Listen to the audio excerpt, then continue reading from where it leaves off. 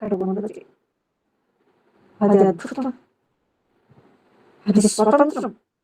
దానికదే ఉంది. అదొక వెలుగు. అదొక అగాధం అన్నమాట. దాన్ని మనం మూసివేయలేము. చూసారా?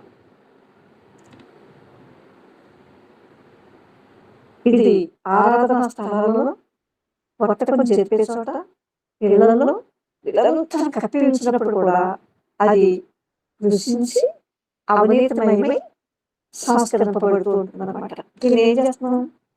మనం దీన్ని కప్పేస్తాం కదా, మూసేస్తాం కదా.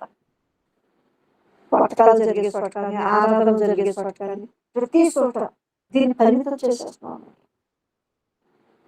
దానికంటూ ఒక పరిమితత్వం లేదు, కానీ చూసారా, అది మన దగ్గరికి వచ్చేసరికి ఏంటి, మనం ఎలా అయిపోతాం అన్నమాట. అప్పుడు ఆ వాయువు అప్పుడు దానిలో మలినాలు చేస్తున్నాయి అన్నమాట.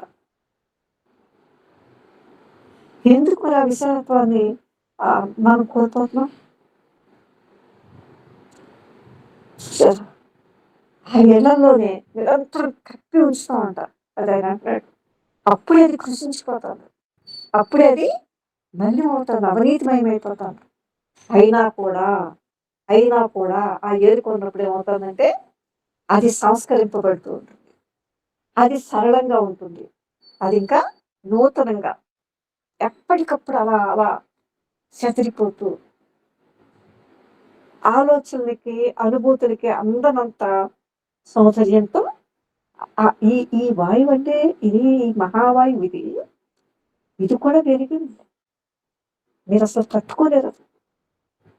అంతలా ఉంటుందన్నమాట. ప్రతిదీ ఒక ఆశ్చర్యం అమ్మా. ఇది మీదే అని ఈ స్థితిని మీరు ఎందుకు తెలుపుకోలేకపోతున్నారు? అక్కడో ఇక్కడో ఎక్కడో ఎవరి ముందో కూర్చోవటం, అది ఇది ఏదో చెప్పుకోవటం, ఇది కాదు కదా. దాని సౌందర్యం అపారం అన్నమాట. అది ఎంతో విశాలమైంది. ఈ ప్రాణం దేనితోటి పోల్చలేనిది. చూసారా? ఇది భూమిని, ఆకాశాన్ని, త్వరగా నశించే గడ్డి పోసలను కూడా ఈ ప్రాణం నింపేస్తుంది అనమాట. గడ్డి పోసలు చూడండి, తక్కువ టైంలో నశించిపోతూ ఉంటాయి. అయినా కూడా ఈ ప్రాణం అక్కడ కూడా వాటిని కూడా నింపేస్తూ ఉంటుంది అన్నమాట.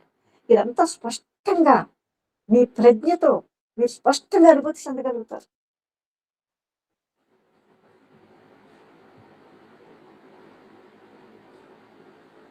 ఎందుకు మనం ఈ స్థితిని కోల్పోతున్నాం? నాకు చాలా, మీరు నమ్మండి నమ్మకపోండి, మిమ్మల్ని నేను నమ్మించలేదు, నాకు చాలా బాధగా ఉంటుంది అన్నమాట.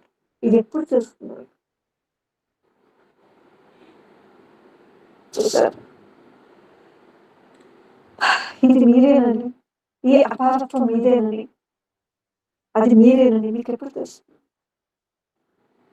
అది అక్కడ చూడండి, మరణంలో కూడా ఈ ప్రాణం అక్కడ ఉంది.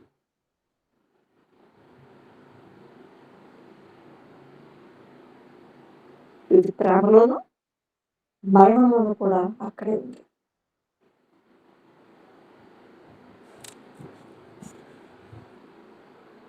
అందుకే కృష్ణుజీ అంతా అన్నాడు అన్నమాట. అది ఆ నేల ఎటువంటిదైనా కూడా ఆయన ఏదైతే మనకి అనుభూతి చెందాడో, చూసారు, ఏ దాపరికం లేకుండా, ఏ భేషజం లేకుండా, ఏ హడావుడి లేకుండా అత్యంత సహజంగా మనకి చెప్తూ ఆ బీజాలని నాటేస్తాడు అన్నమాట. అది ఏపుగా ఎదగాలి కదా.